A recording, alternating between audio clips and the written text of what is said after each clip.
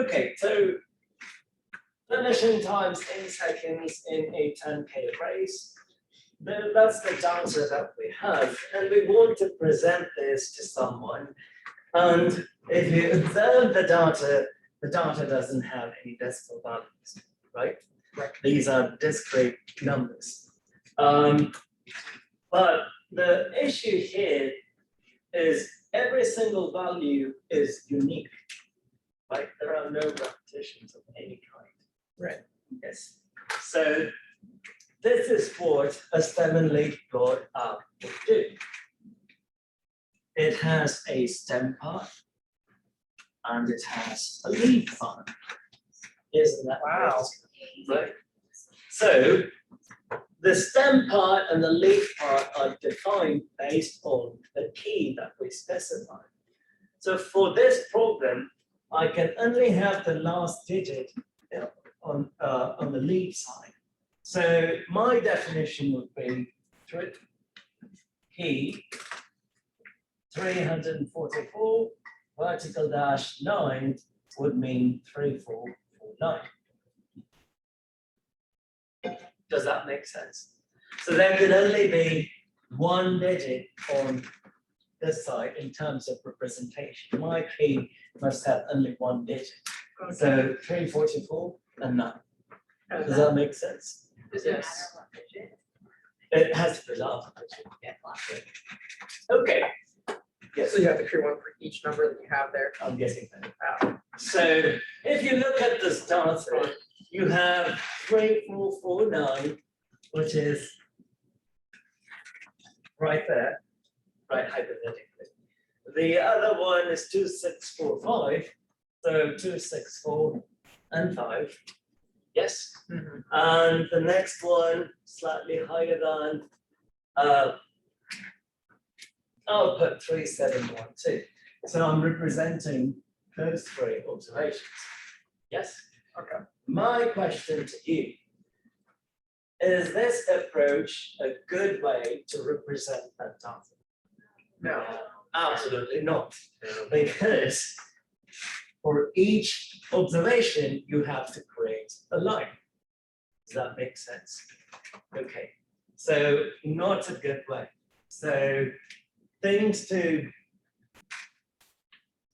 note.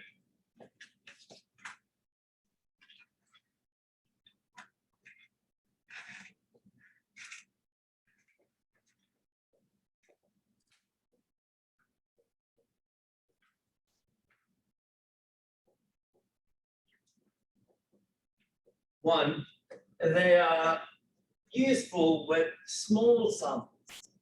Large samples, it's not going to work. It's just going to get messy. You'd have, a giant piece of paper, and you just have to put stem and leaf. Two,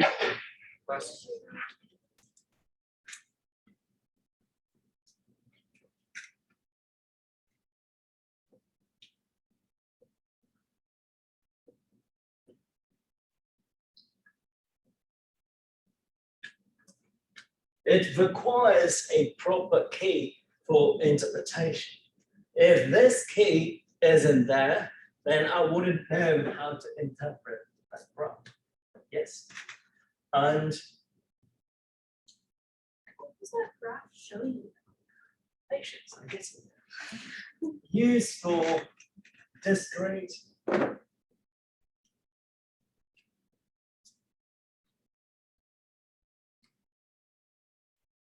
count type data.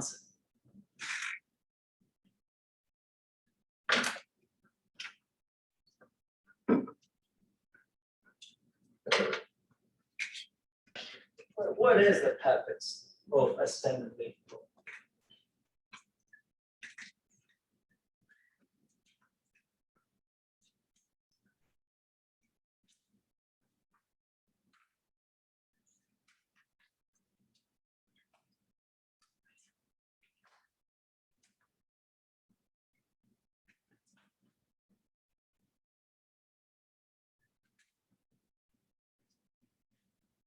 If we go back to the frequency histogram and the histogram that we created, we had continuous data. and we took them, and oftentimes continuous data and histograms are good for representing continuous data. But if you have a really small sample and if you have counts, then you could use a stem and leaf plot. But this plot is quite ancient.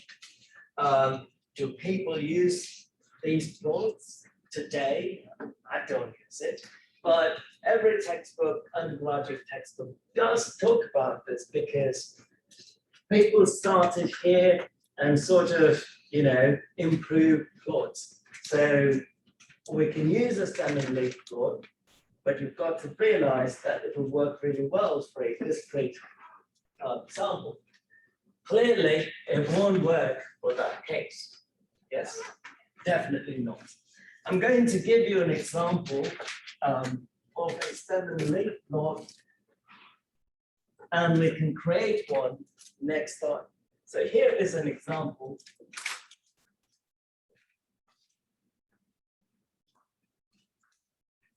And not only would it give the shape of the data, you can quickly understand where the mean, median, the mode, they all lie. So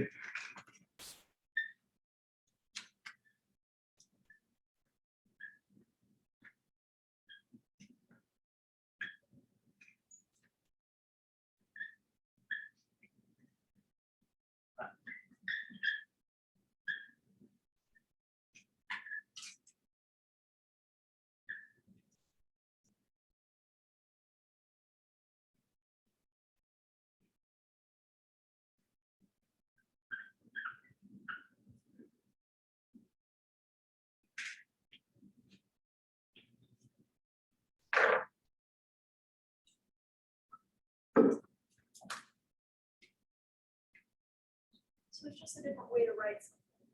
It doesn't- it's a different way to write numbers, but there is a purpose here.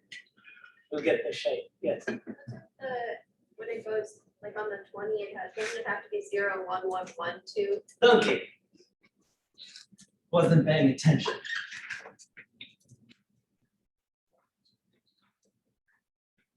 Always goes in order. Good. Now, clearly, these are counts of some kind. Sure, we can use a histogram, but sample is small. We have a stem and leaf plot. Why not use it? The key tells us 1, vertical dash 1 means 11. So first off, we've got to know how many observations we have. So 1, 0, I have a 10 in the sample. How many 11s do I have? Yeah, 3. 3. How many 12? 1, 14, 1, 51. 15. How many 21s do I have? 3. 3. How many 41s do I have? 2. 2. 160. Does that make sense? Nice. If I asked you, majority of the observations, just by looking at this picture, would you agree to this statement? If I told you, majority of the observations would be under 40, would you agree? Yes. Yes. Now, I wrote there that you can determine the shape of the data. With frequency polygon, we saw a nice little shape. The problem that we did earlier had a nice little shape. I'm going to argue that this one has a nice little shape too. You just have to sprain your neck, tilt your head. Yeah. Yes? Correct. So this data is also skewed. How many observations do we have? 1, 2, 3, 4, 5, 6, 7, 12, 16, 14, 21. There are 21 observations. I just want you to give it a try at home. Take a class width of 4. Or let's say 5 classes. Okay, number of classes 5. And see if you can create a frequency polygon with this. It should look like that. Okay. So that is a good place to stop.